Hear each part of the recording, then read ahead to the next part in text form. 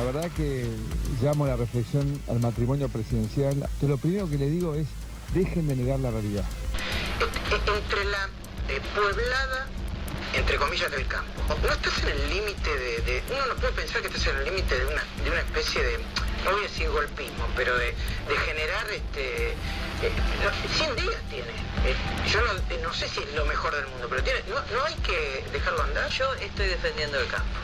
Y estoy hablando a las clases medias argentinas que queremos que nuestros hijos vivan en otros valores. Un par de años más tarde, en 2012, Mauricio usaba la red social del Pajarito para referirse al primer paro general de ese año. Mauricio Macri, 22 de junio de 2012. El paro y la movilización convocados para el próximo miércoles son un llamado de atención para la presidenta. Y lo que se avisó ahora para el próximo miércoles, que dice que va a haber un paro total de transporte. Bueno, un llamado de atención.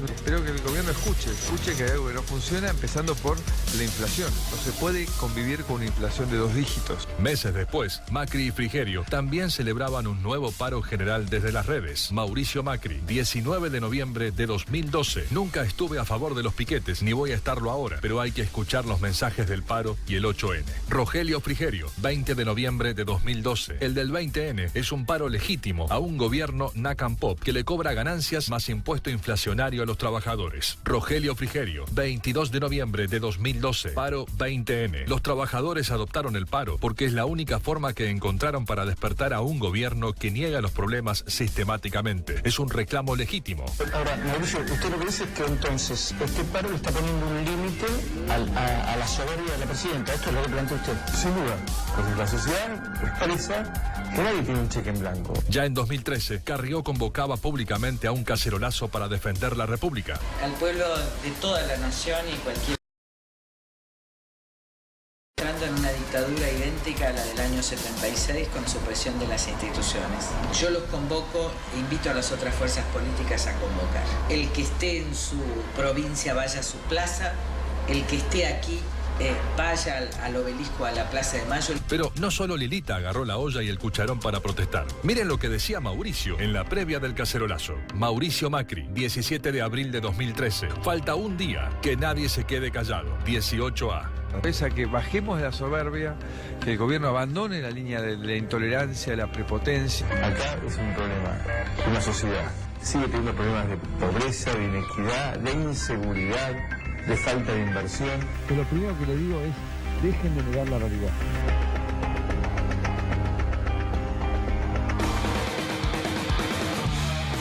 ¿Sabes qué? El objetivo de esto no es decir que están expuestos estos actuales funcionarios cuando eran exfuncionarios. No es que se aprovechaban políticamente solamente de la situación, sino más bien decir que hay gente que la está pasando muy mal y que necesita expresarse. Quizá uno no la está pasando tan mal, la gente de la mesa quizá no tampoco, pero hay mucha gente que sí. Entonces uno debe respetar que esa gente se manifieste y se exprese democráticamente. ¿Se entiende? Eso es lo que pedía Carrió, pedía Mauricio Macri, lo pedía Frigerio, lo pedían los actuales funcionarios del gobierno. Los que ahora dicen que están boicoteando el gobierno. Y el paro en realidad no es boicot contra Cristina Fernández ni contra Mauricio Macri. Los paros son gente que la está pasando mal y trata de expresarse de alguna manera. Cuando la gente no puede morfar, cuando la gente no puede comer, no puede trabajar porque no hay consumo, en general reacciona. Puede reaccionar de distintas maneras, o una depresión tremenda que lo deje en su casa, como hemos visto ayer a la abuela acá en nuestro programa, esa abuela que decía que no llegaba con los medicamentos, o si no también la gente decide expresarse, como lo han hecho hoy. Básicamente eso. Parte de la sociedad se expresa y otra parte no necesita expresarse. Pero Patricia Bullrich aparentemente perdió la noción o perdió el conocimiento. Todo lo que decía antes, pero no hace mucho, hace 4 años, ahora piensa efectivamente lo contrario. Fíjate lo que decía la ministra de Seguridad. Estamos hartos de los paros, hartos de que cada 2 por 3 hagan un paro. Este es el 5º paro que sufre este gobierno. Pero bueno, ya sabemos que cuando hay un gobierno que no es del partido de los sindicalistas, hay que bancarse los paros. Esto es algo que en la Argentina tiene que terminar de una vez por todas. Y esta es una de las cosas que Cambiemos piensa absolutamente distinta a los que paran el país sin importarle las consecuencias, la cantidad de gente que se queda sin trabajar, la cantidad de gente que no adhiere y que tiene que adherir por la fuerza. Realmente es algo muy poco democrático estos paros con piquetes y con intentos de impedirle a la gente trabajar, generando agresiones y aprietes en las puertas de sus lugares de trabajo. Esa es una contradicción tremenda, ¿no? Mauricio Macri decía, no estoy de acuerdo con los piquetes, pero esta vez sí, vamos con los piquetes. ¿Cómo? Cuando uno está de acuerdo, digamos, incita a la gente a salir a la calle, y cuando uno no, ¿sabe qué hace? Compra vallas de millones de dólares, vaya a saber a quién, con quién hizo el negocio el Ministerio de Seguridad, y compra estas vallas hidráulicas.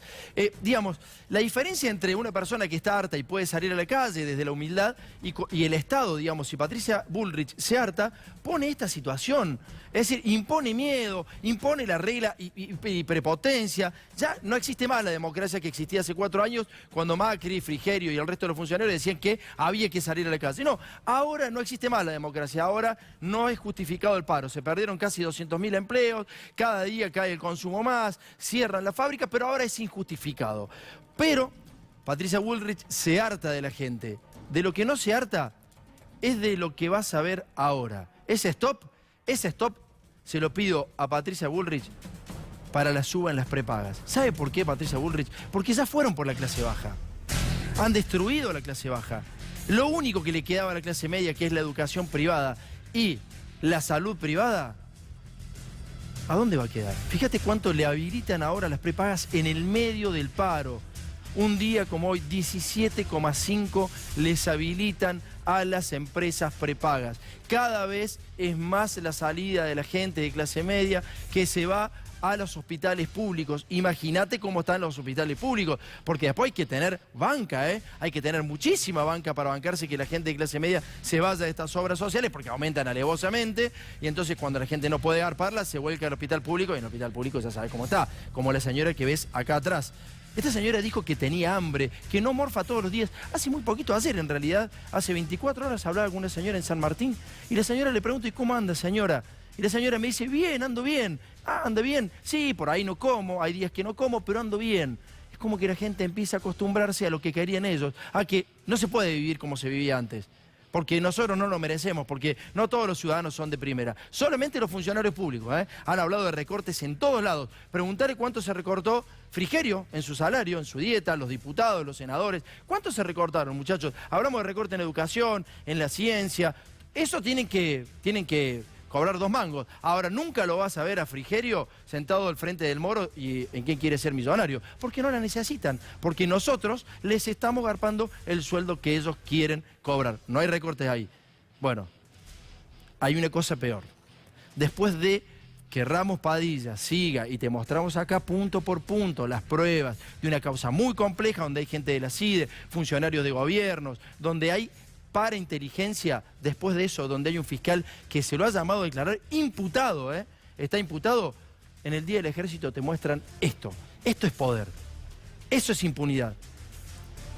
Esto es poder. Ahí está Macri y está Stornelli a tan solo un banco, frente al ejército.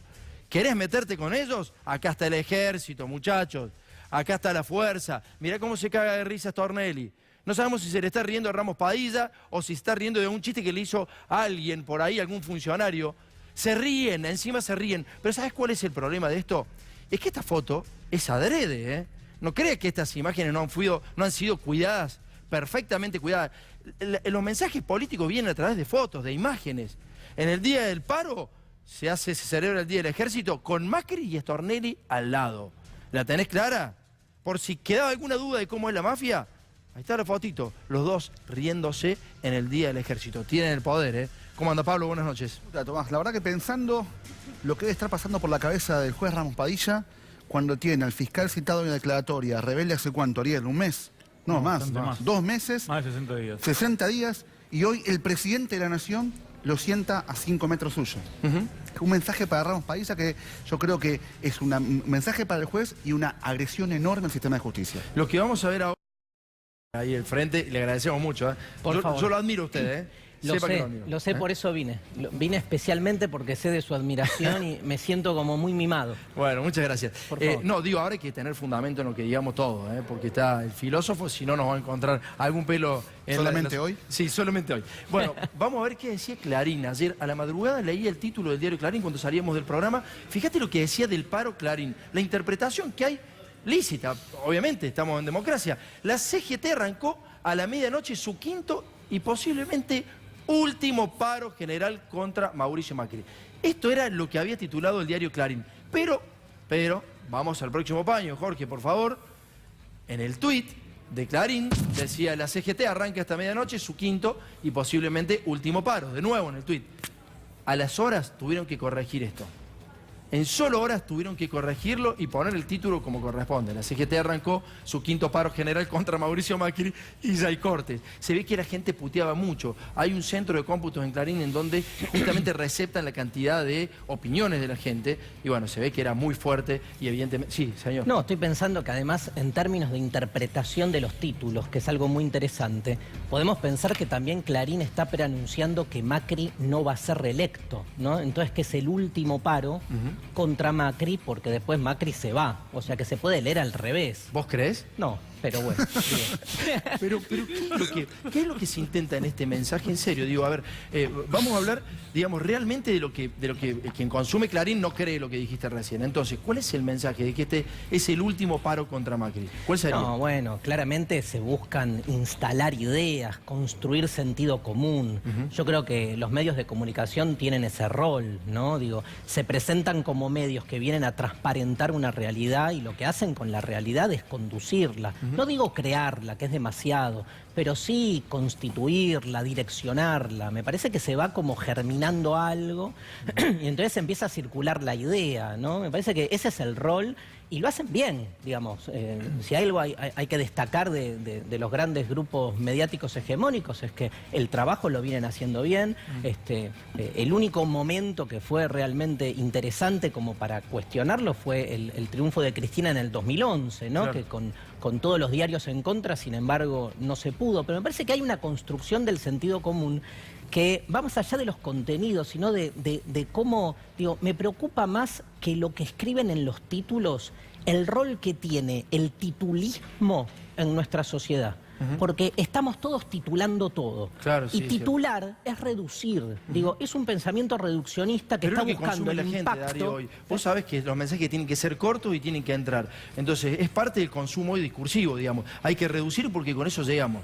Me preocupa mucho más eso, porque más allá de que Clarín o La Nación o Página 12 titulen como titulan, el tema es que después, en la sociedad civil, hablamos entre nosotros titulando, claro, ¿viste? Sí, entonces sí. Permea ese formato y el formato es el que nos caga la cabeza. Después los contenidos pueden ser unos u otros, no importa. Lo que importa es cómo se construye sentido común. Ariel, ¿con qué vamos hoy? Dale.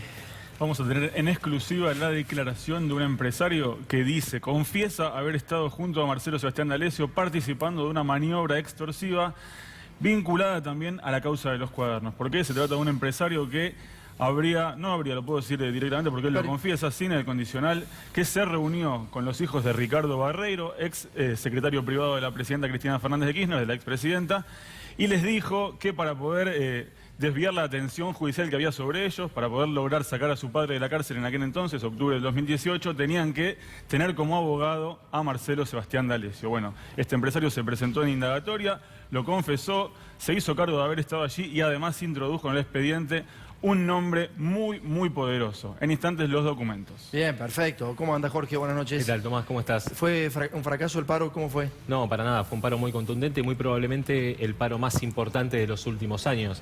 Y para dar una idea de esto, tenemos que analizar lo que es el movimiento obrero argentino. Es muy diverso, muy disperso y uno encuentra en el movimiento obrero desde expresiones de la ortodoxia peronista hasta la izquierda más radical. Hoy todos estuvieron en la calle protestando. Eso indica que algo está ocurriendo, digamos. Que no es una cuestión de interpretación, sino que el mercado de trabajo está mal, que las cuestiones que llevaron al paro son muchas y que el descontento es generalizado en todo el movimiento obrero. En un ratito escuchamos nuevamente a Axel Kicillof, tenemos el resto de la nota porque vamos a hablar del Fondo Monetario Internacional y cómo ver economía. Te pregunto, Andrés, en el medio del paro se aumentan las prepagas, ¿esto es intencional? ¿Cómo lo ves? No, mira, me parece que el aumento de las prepagas lo que es una marca más en una serie de aumentos, ¿no? O sea, lo que muestra es que la realidad por la que protestan los trabajadores tiene que ver con eso, con que el sueldo, su ingreso está creciendo por debajo de los precios. Nosotros calculamos un 15% más o menos en promedio. Los sueldos respecto al año pasado, cuánto perdieron contra la inflación. O sea, que ganaba 100, le sacaron 15 pesos, pasó a ganar 85 pesos. Y eso se refleja en, bueno, ahora aumentaron las prepagas, que también, obviamente, un sector de la clase trabajadora, por ahí el más elevado, utiliza las prepagas, aunque mayormente la obra social, no afecta directamente a los sectores que protestaban. Pero muestra el indicio. Pero lo que es preocupante es la situación económica. Yo creo que el gobierno tendría que tomar nota. Lo sabe, ¿no?, el gobierno, que la situación es preocupante, pero que tendría que tomar nota, es más allá de las cuestiones políticas, coyunturales, los tiros y aflojes electorales, de que este rumbo de la economía es inviable. Es inviable. O sea, no es una cuestión de gustos. Vos no podés conducir una economía en crisis permanente, en destrucción de empleo permanente, y lo que le prometés a la gente es que vas a acelerar el rumbo de una economía que cada vez pide Andrés, menos gente. He visto últimamente, no hay que hablar de encuestas, está claro, son todas operaciones, está todo bien eso, ¿no? Pero digo, el gobierno no está mal todavía, digamos, como debería estarlo con la economía en cómo está. La economía está partida absolutamente, lo sentimos todos, lo siente cualquiera. Desde el comerciante, al docente, con el que hables, está mal, la está pasando mal, la generalidad de la sociedad. ¿Por qué, si vos me hablas de esa economía que está como está, por qué la sociedad sigue bancando esto? ¿Cómo es? Me parece que hay sí, porque hay la generación de un discurso y una opinión, y a veces sectores de la oposición son funcionales a la idea de que el problema económico es irresoluble, entonces la única solución para este problema económico es continuar por este camino de desdicha económica. ¿A qué te referís con la oposición que es...? Sí, la oposición que justifica el ajuste, que vota leyes a favor de reformas, que pide el Fondo Monetario Internacional, o sea, y mismo sectores que hablan y plantean que, bueno, sí, lamentablemente no hay otro camino que seguir con el Fondo Monetario Internacional haciendo estas políticas. Si uno piensa que el camino es ir del Fondo Monetario Internacional a continuar estas políticas, entonces realmente a la sociedad la están encerrando en un camino que le quieren vender, que no hay alternativas. Y lamentablemente en Argentina, lamentablemente para los sectores conservadores, hay muchísimas alternativas. Hoy la Argentina tiene superávit fiscal y externo prácticamente. Porque no hay importación. No, claro, pero tendría superávit fiscal y externo si estuviera nuevamente en una cesación de pago de la deuda. Claro. O sea, la fortaleza de la economía argentina hoy es tal que no requiere urgentemente un crédito más que para pagar otro crédito. Entonces, la Argentina me parece que tiene que ponerse de pie y pensar un proyecto alternativo que mejore la calidad de vida de la gente y poner lo que hay que poner para plantarse de frente a los acreedores externos y resolver de otra manera las cosas. Dale, Darío. No, pensaba que la identidad política se juega no de una manera unilineal, ¿no? Vos preguntás muy bien, con una economía destruida como la nuestra, ¿por qué se sigue bancando este gobierno? Porque a la hora de pensar la identidad política convergen muchos factores, no uno solo. Digo, esto es más del siglo pasado, la idea de que por ahí la ideología o una única causa totalizaba nuestra forma de relacionarnos, ¿no?, con la identidad política. Hoy la identidad política está fragmentada. Digo, vos podés estar totalmente consciente de que la economía es un desastre, pero te es mucho más fuerte el odio al kirchnerismo, que es algo que se fustiga, que se construye. Digo, a la hora de definir una identidad política, en tu interior habitan muchas facetas, ¿no? Nietzsche decía que el ser humano no es unívoco, sino que cuando le preguntaban a Nietzsche quién era él decía, ¿quién soy yo? Un campo de batalla. Porque acá dentro habitan muchas identidades. Entonces estoy pensando, digo, a nosotros mismos nos pasa que por ahí, digamos, vos potenciás alguna identidad y rebajás otra. Digo, yo sé muy bien a quién voy a votar en octubre y sin embargo hay un montón de cuestiones de a quiénes voy a votar que a mí no me cierran. Pero en ese juego de compensaciones, por ahí las meto medio en el freezer o privilegio otras porque hoy me parece que no la economía que me toca a mí, sino viendo una sociedad cada vez más de exclusión como esta, me es súper sensible ver cómo la gente se está cagando de hambre. Entonces me es más importante eso que por ahí engancharme con cuestiones de transparencia institucional que a mí siempre me hicieron ruido, por ejemplo. Pero hoy los que apoyan al gobierno, y van a votarlos un montón, va a ser muy peleada esta elección, me parece que les pasa lo mismo. Digo, todavía es muy fuerte el odio, ¿sí?, ese histórico odio contra el peronismo, te diría en sentido amplio, que todavía está puesto en juego, aunque esa gente vea degradada su calidad de vida en estos 4 años. Es realmente increíble, pero ese es el discurso. Pero es que el discurso no solamente político, Pablo. Déjame decir lo que recién hace un ratito pasaba en otro canal. El fiscal que ayer aludió y que nosotros, Lázaro Báez, y que nosotros teníamos pruebas de lo que había dicho, porque además las pruebas están en la web, muchachos, hay que buscarlo nada más, se refirió a la entrevista que le había hecho el canal K5N, Kirchner 5N. Yo digo, o este fiscal es muy cínico o es un pelotudo, que probablemente lo sea, porque evidentemente cuando entran no entran por concurso, entonces no sabes si la persona es idónea para el cargo o no. Pero evidentemente que está jugando un rol político. Este señor está jugando un rol político desde el mismo momento en que él se diferencia, no dice no es verdad, Nunca dijo no es verdad, porque además tengo las pruebas, fiscal. Lamentablemente tengo las pruebas, no solamente del audio que está circulando en la web, sino están las pruebas de que usted hizo lo que hizo. Es una cuestión de tiempo, yo las vi, fiscal. Entonces, lo que uno puede pensar es que este fiscal se define políticamente y como seguramente ha tenido muchas presiones en las últimas horas, lo que dice, no, los muchachos son kirchneristas. Y sabe, fiscal, yo no soy kirchnerista. Nunca había hablado con Lázaro Báez. De hecho, lo hicimos al aire y lo sorprendimos que estaba al aire. Llamó a su abogada para interceder en el programa, para hablar, y por eso fue la desprolijidad, fiscal. ¿O usted se cree que nos gusta salir con un micrófono y un celular en la mano? Fiscal dijo su verdad, y entonces usted tiene que interpretar esa verdad, porque lo que dijo es que usted no había investigado las obras que él tenía con Mauricio Macri, cuando eran socios. Cuando Báez era socio con Mauricio Macri, usted no investigó esas obras, fiscal. Y eso es muy raro. Que hubo aprietes en la cárcel, hay pruebas, fiscal. Y que usted apretaba a los hijos de Báez, lo dijo usted, fiscal, a un periodista de Clarín. Y que a eso lo apoyaba la Embajada de Estados Unidos, se lo dijo usted a un periodista de Clarín. Entonces puede ser que nosotros seamos K, Q, lo que usted quiera decir, pero esa es la realidad y tiene que responder respecto a esto. Pablo. El dato sobresaliente, y me engancho a lo que dice Darío, es que en esta fragmentación de identidad política también hay una fragmentación de sentido común, ¿o no? Tremendo, sí. Sí, pero decís de parte de los que apoyan al gobierno. De parte de todos, si se quiere. De hecho, hablamos recién de un fiscal que para defenderse plantea una cuestión de identidad política y no una cuestión sobre verdad. Sí, igual el sentido común suele ser el sentido común hegemónico, ¿no? Digo, el que instala el sentido común en realidad... ¿Pero hay una hegemonía de sentido común hoy? Yo creo que sí, yo creo que todavía sí, y por eso, digamos, cuesta tanto, digamos, poder deconstruir ese sentido común, digo, desde lo político hasta lo cultural. Claro. Pero me parece que todavía el gobierno, sobre todo en ese blindaje mediático tan fuerte, que con alguna fisura, sin embargo, ¿no? Todavía sigue teniendo, se construye ahí un sentido común que se ve en cómo titularon el paro de hoy. Para bajarlo un poco, no a tierra, sino algo que lo podamos palpar todos los días. ¿En qué cosa vos ves más claramente construido el sentido común? ¿En qué hecho? ¿En qué suceso? En la tapa de hoy de Clarín, por ejemplo, y entonces en cómo de alguna manera se sigue pensando que un paro, ¿sí?, hecho a este gobierno supone una pérdida de dinero para el país, pero un paro hecho en el 2008, digamos, en contra de la 125, es una forma de salvar al país. Claro. En un ratito hablamos de eso justamente. Ahí tenés cómo el sentido común impregna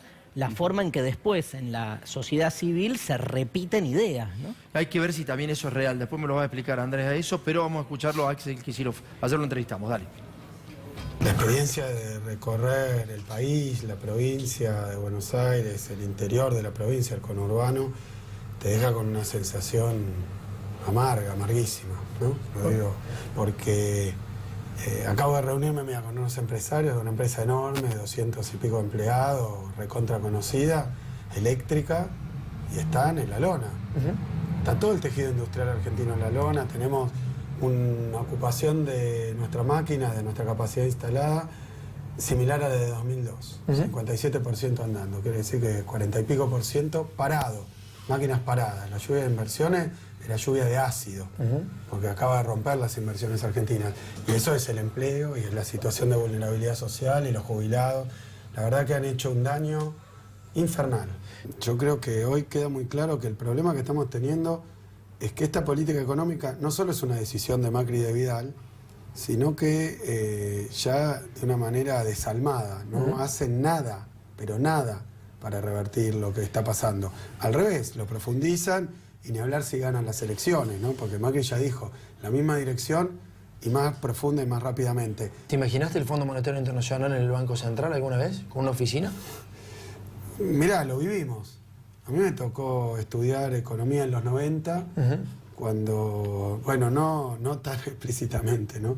Pero bueno, llegaba el encargado de la misión del Banco Central y se lo recibía como un virrey.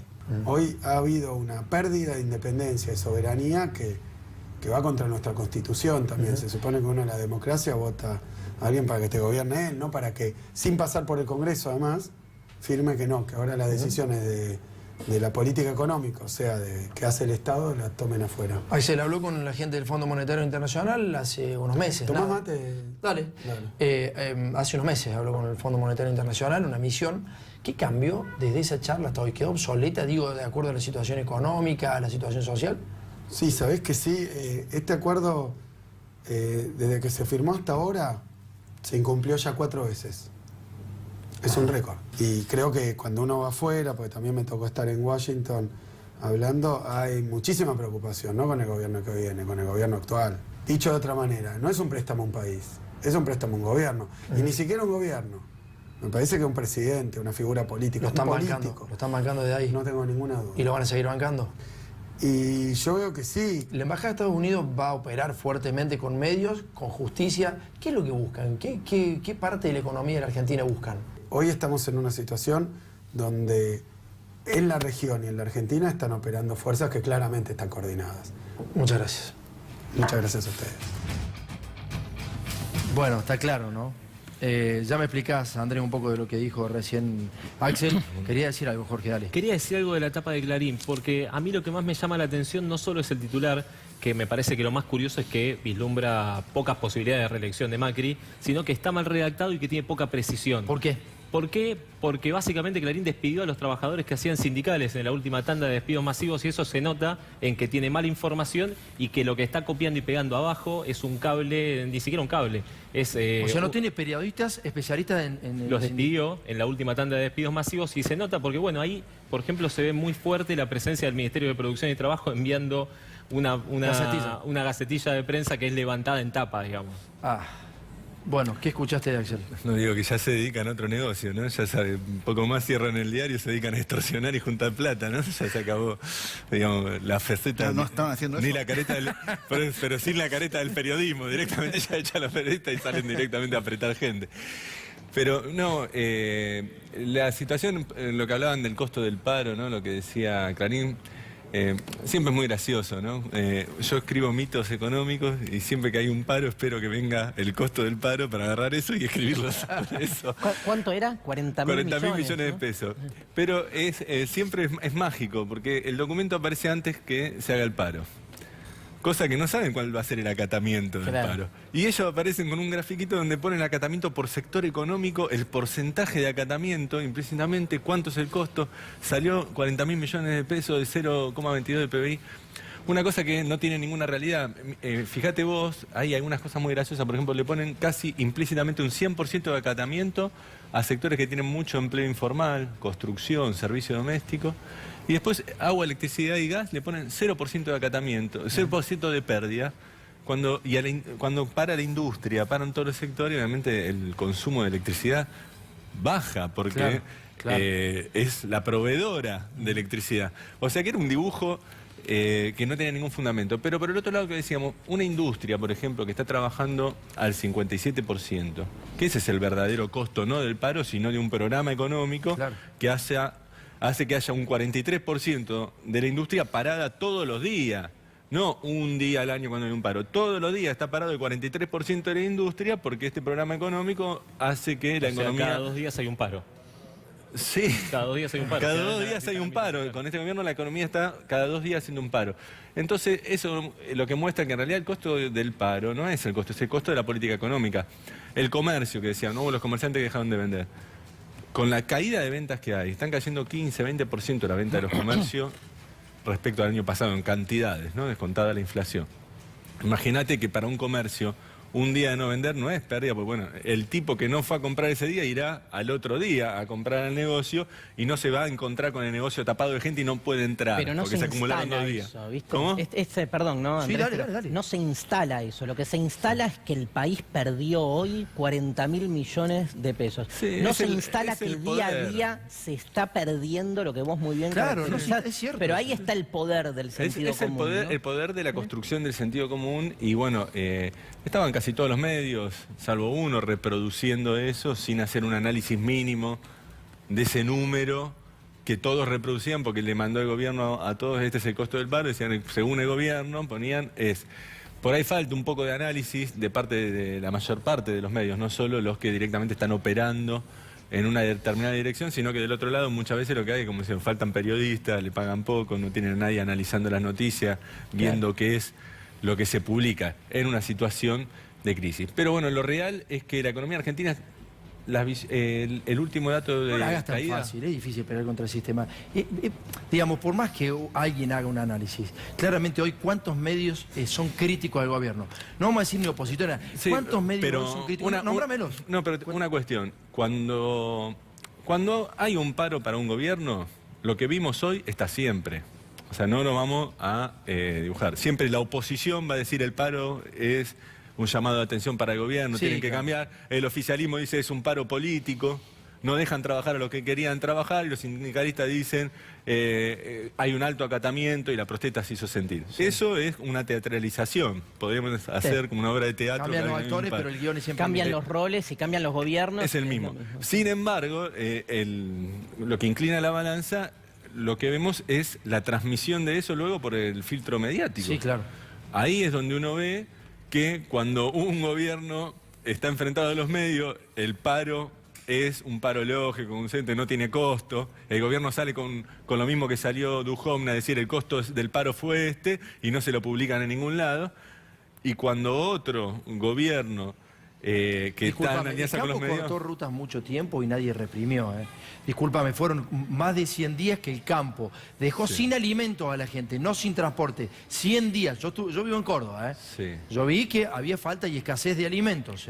Y No, había, no, ni hablar. había gente, había tamberos que tiraban leche, millones de litros de leche en la ruta. ¿Y eso qué significaría? Eso significa que el gobierno anterior no reprimió. Yo no sé si hacía las cosas bien o mal. En el caso específico de los paros, se respetó, digamos. No, está bien. Igual hay una diferencia en los objetivos del paro. Me parece que a este gobierno el paro, digamos, que se le hace tiene que ver con la profusión, digamos, intensiva de la pobreza en la sociedad. Claro. Me parece que al gobierno anterior, fíjate que los paros eran por ganancias, el paro tenía que ver con la 125. Era un pago por discusión de reparto de riqueza. De reparto de riqueza y no por pobreza. Hay una diferencia, yo no me acuerdo de un paro Igualmente de ese tenor. yo diría que el caso de en un país con hambre estar tirando la leche y la comida al costado de la ruta, no sé si está bien permitir eso, ¿no? Bueno, vamos a ver las imágenes del paro y el informe. Vamos, dale.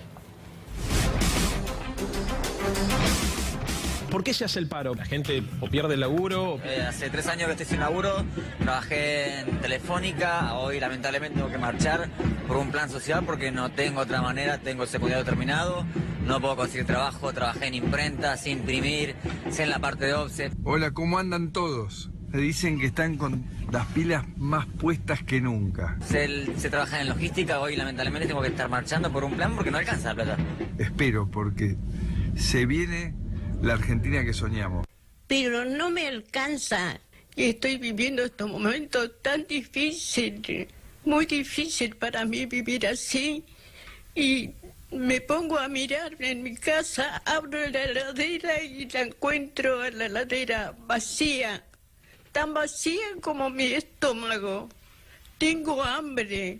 Cuando vos recorres la fábrica, cuando vos recorres los lugares de trabajo, la gente está podrida. Hoy el problema es que no hay consumo. Nosotros trabajábamos 3 turnos, para que te des una idea. 3 turnos, o sea, tenías la fábrica funcionando las 24 horas. Sí. ¿Y ahora? Y ahora un turno casi completo. Y el paro ha sido realmente muy efectivo.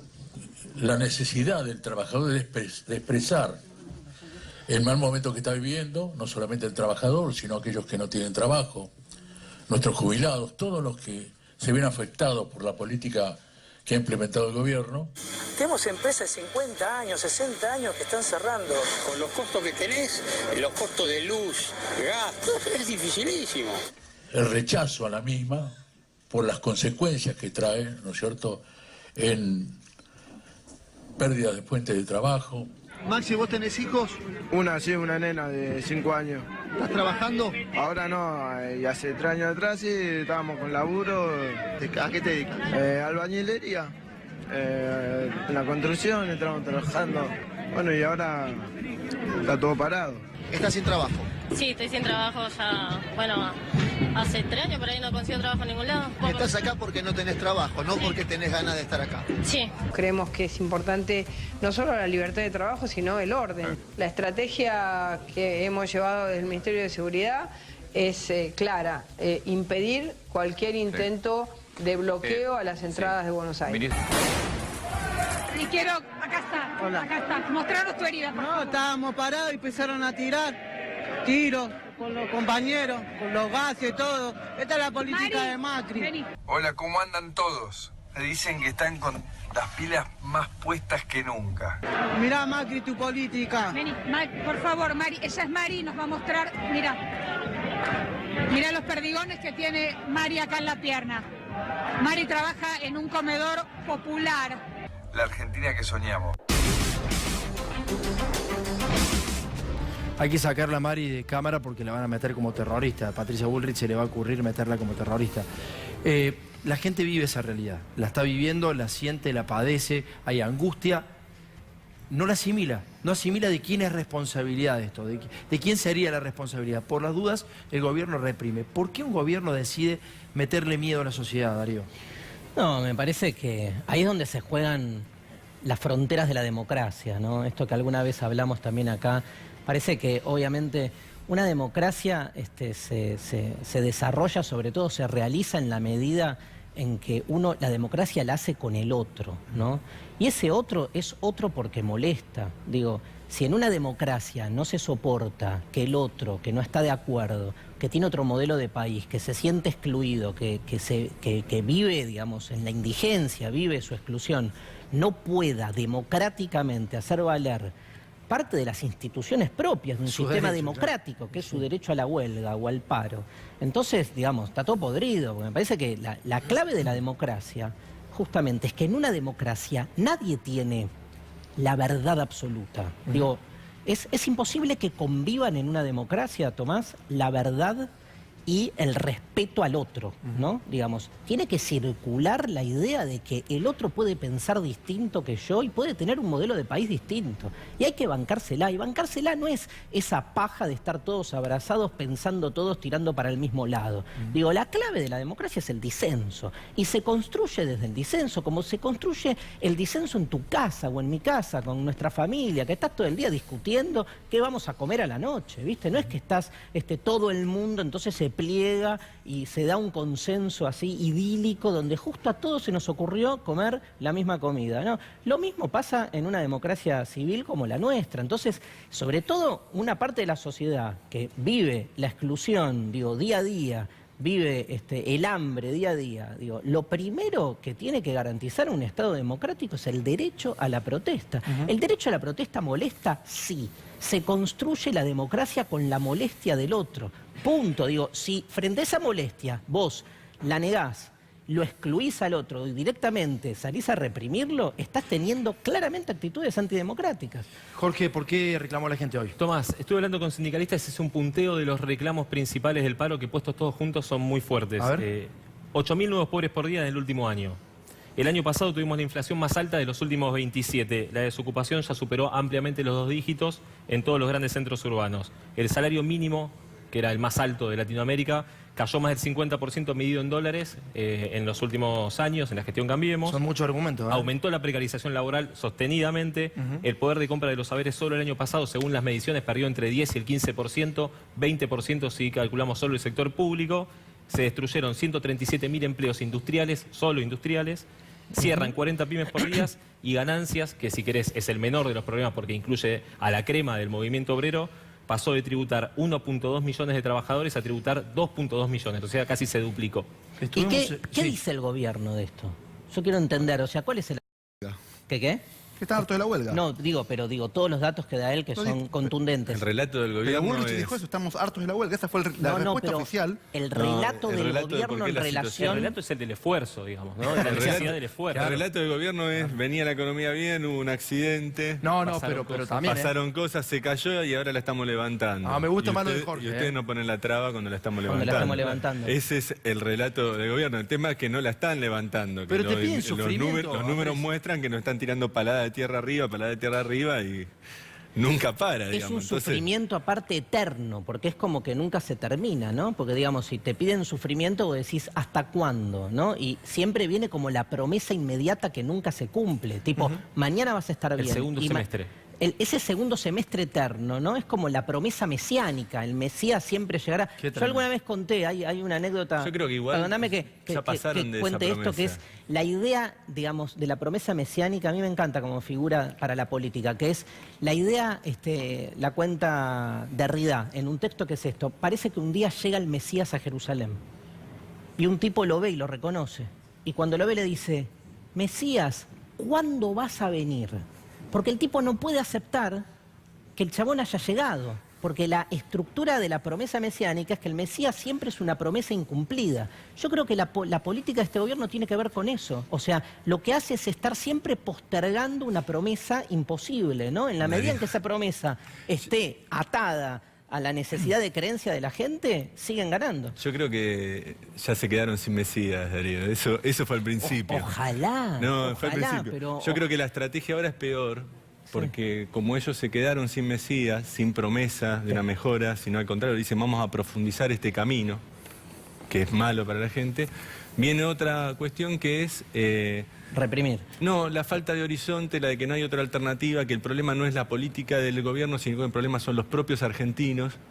Y entonces viene una idea de autodenigración nacional, de bajar la autoestima de los pueblos, para que acepten mansamente la idea de que nunca va a haber un futuro mejor, que esta es la realidad que nos toca y que nos tenemos que adaptar a ella, porque la culpa de esto somos nosotros. Pero este era el gobierno, del entusiasmo. Sí, pero si vos ves los últimos spots que lanzó Macri cuando empezó la campaña, pasó de esa promesa del entusiasmo a gente que decía al final, el problema somos los argentinos. Claro. Entonces ahí es un cambio de estrategia que quiere decir que ya no te pueden vender ni siquiera una promesa. Ahora te venden que vos sos el problema, vos no tenés salida, no tenés solución y tenés que aceptar a vivir así porque es tu culpa y no la nuestra. Esto funcionó en Chile, funcionó en Estados Unidos, funcionó en todos lados. No funciona en Argentina, ¿por qué? Porque los argentinos tienen un problema. Cuando en realidad no funciona en Argentina, no funcionó en un montón de lados. Por algo las 3/4 partes del mundo están sumergidas en la pobreza y en el subdesarrollo. Y lo que tenemos que hacer es reconstruir una política económica acorde a nuestras necesidades, ¿no? Y a nuestros valores. Pero bueno. Bueno, gracias Darío. Sos muy profundo, en serio. La verdad que has tirado cosas tremendas hoy. Te agradezco. ¿Me puedo ir ya? Sí, señor. Se puede retirar. Me tengo que ir a la provincia de Córdoba mañana, por eso. ¿Mañana a la provincia de Córdoba? ¿Conoce usted la provincia de Córdoba? Mañana voy también. Acá que vamos en el mismo tren. ¿Vamos juntos? Sí, capaz que sí. ¿Hay trenes a Córdoba? Hay trenes a Córdoba. Hay un tren. Dura 48 horas, ¿no? Okay. Es 48 horas. No llego. Gracias, Darío. Gracias, Tomás. Muchísimas gracias, viejo. Vamos a la crisis textil, ¿les parece? Vamos a ver lo que pasa en Corrientes. Porque, ¿cuál es la reflexión de todo esto? Este muchacho que ve todas las empresas caerse en Corrientes y alrededores, dice que la reforma laboral ya es un hecho. Están laburando en algunos lugares 3 horas. En la mayoría de esos lugares le pagan en negro. La reforma laboral es un hecho, es el resultado de esta nota que hicimos en Periodismo Federal en Corrientes. Dale.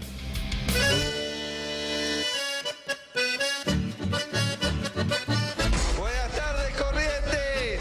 ¿Cómo están los correntinos hoy? Bueno, estamos sobreviviendo, como es de público conocimiento, la industria textil hoy con las medidas políticas y económicas del gobierno nacional. No sé si vamos a llegar a octubre. Marcelo, contame cuál es la principal industria, la principal generadora de laburo en Corrientes. Una de las principales industrias es la industria textil. La más importante es la empresa tipo Iti, que en guaraní quiere decir algodón. Es una hilandería que tiene 70 años y que tiene 800 empleados. Y en 70 años, el año pasado fue la primera vez que suspendió a sus trabajadores un mes porque no puede ubicar su producción. Y esto recién comienza, ya estamos creciendo. Nunca en 70 años había parado la producción, digamos. Ni siquiera en la crisis del año 89. Ustedes tienen la principal industria textil del país, digamos, ¿no? Sí, todo lo que es industrial, todo lo que es hilandería, tejeduría, tintorería, la mayoría de las fábricas grandes y sobre todo que están en el interior, como el caso de Corrientes, La Rioja, Catamarca, Tucumán. Todas esas están produciendo al 50% de la capacidad. Sí, al 40, 50%. O no hay perspectiva de que esto mejore. ¿Qué pude hacer yo como presidente? Sacarle el pie encima a los correntinos, darles el lugar para crecer y desarrollarse.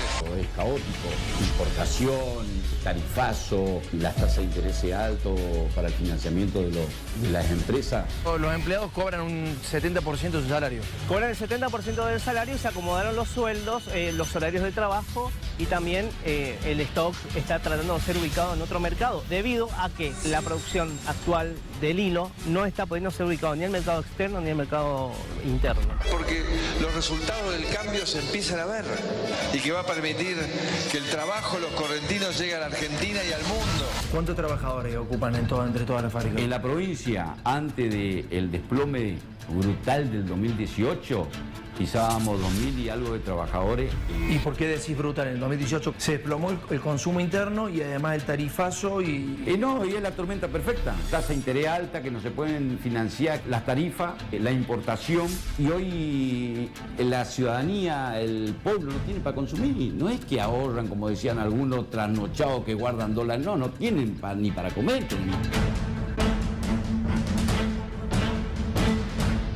Andrés, todo tuyo, dale. Estamos, si uno dijera, quieren atacar un sector económico, básicamente parece hecho a propósito, es el sector textil. Sí, claro. Aumentarle los costos de la energía. Se derrumba el mercado interno y le abren la importación para que entren productos del exterior. Uno piensa que realmente el objetivo parece ser aniquilarlo y uno puede sospecharlo, porque la industria textil figuraba cuando asume Mauricio Macri en el Ministerio de Industria, de Producción, que le pusieron ellos. Hicieron un esquema de 3 sectores, dividieron la industria argentina en 3 sectores, había el que era competitivo, el que se podía reconvertir y ser competitivo, y el que había inviable. Sí. Y ahí estaba el textil. Entonces esto no es sin querer. Jorge, 30, dale. No, que la salida que el gobierno le propone a la industria es la reforma laboral y está comprobado, otro día lo hablamos más largo, en todo el mundo que la reforma laboral no crea empleo, la legislación laboral no crea empleo, por lo tanto, en realidad, lo único que podemos lograr con eso es precarizar un poco más a los trabajadores. Pablo, en un ratito hacemos la reflexión final, ¿te parece? Vamos con Ari, la verdad. Vamos, Ariel. Bueno, dijimos que íbamos a contar la declaración de un empresario que confiesa que reconoce haber participado de las maniobras orquestadas por Marcelo Sebastián D'Alessio. Se trata de Carlos Liniani, un empresario dedicado al comercio exterior, que está imputado en la investigación. ¿Por qué? Por haberse reunido con los hijos de Ricardo Barreiro, el ex secretario privado de la expresidenta Cristina Fernández de Kirchner, y haberles dicho a ellos que la única forma que tenían en octubre del año pasado de sacar a su padre de la cárcel era cambiar de defensa y además ir ellos mismos en persona ante el fiscal Carlos Stornelli y arrepentirse de algunos delitos que ellos dicen jamás habían cometido. Bueno, este hombre va como imputado, va en indagatoria, se presenta y dice exactamente que fue él quien hizo esto de lo que se le acusa. Estamos viendo en pantalla ahora los documentos. En el primero, bueno, es el acta en el que empieza la indagatoria. Carlos Liniani se presenta por su nombre y vamos a la segunda placa donde textualmente Liniani dice: reconozco que me junté con Pablo, por Pablo Barreiro, hijo de Ricardo Barreiro, y lo que yo le cuento es el speech que me da Marcelo a mí para que yo le explique a él, para que le diga a Pablo, para que agarre su defensa. Él está confesando que Marcelo Sebastián D'Alessio lo manda a decirle directamente a los hijos de Barreiro que si quieren sacar a su padre de la cárcel tienen que cambiar de abogado, dejar de lado la defensa que en ese momento ejercían Graciana Peñafort y Alejandro Rúa y contratarlo a Rodrigo González y a Marcelo D'Alessio. Lo más grave de todo esto es que lo que les ofrecía D'Alessio era contacto con Stornelli. ¿Y qué hacen los hijos de Barreiro en aquel momento? Se presentan ante Stornelli. Stornelli creía que iban a declarar como arrepentidos, pero ellos no hacen eso, sino que le dicen: mire, fiscal, hay un hombre que se nos presentó y nos está extorsionando. Nos dice que para sacar a nuestro padre de la cárcel lo que tenemos que hacer es agarrar la defensa suya, es decir, la defensa de D'Alessio, que entonces tendremos una llegada distinta a la fiscalía y nuestro padre podrá salir en libertad. ¿Qué hace Stornelli con eso? Absolutamente nada, lo deja pasar. Él los quería como arrepentidos. No se arrepintieron, eso no queda registrado en el expediente y decirle no darle curso no hace la denuncia. Pero esto sale a la luz cuando se destapa el caso de Alessio y tanto los hijos de Barreiro como en este caso Liniani quedan involucrados en la investigación. Los hijos de Barreiro dicen Liniani nos extorsionó y Liniani ahora lo reconoce. Pero hay un hecho más que es llamativo en la declaración de Liniani. Le preguntan en dónde conoce a algunos personajes que conforman esta asociación ilícita que integraba Alessio, entre los que están el fiscal de Mercedes, Juan Ignacio Vidone, el ex espía Rolando Barreiro, y él responde que los conoce de haberse reunido con algunos de ellos en el restaurante Carleto. ¿Y quién más estaba en este restaurante? Dice él, Daniel Angelici, el presidente de Boca. Nadie se lo pregunta. Él de la nada introduce en su declaración un comentario en el que dice: yo los conozco a Vidone, a Barreiro, los conozco a todos de haber compartido con ellos cenas en Carleto, en Puerto Madero. Dice, y ahí nos reuníamos todos los miércoles y estaban dirigentes del fútbol, empresarios, como por ejemplo Angelici. Lo deja por escrito, lo introduce en el expediente.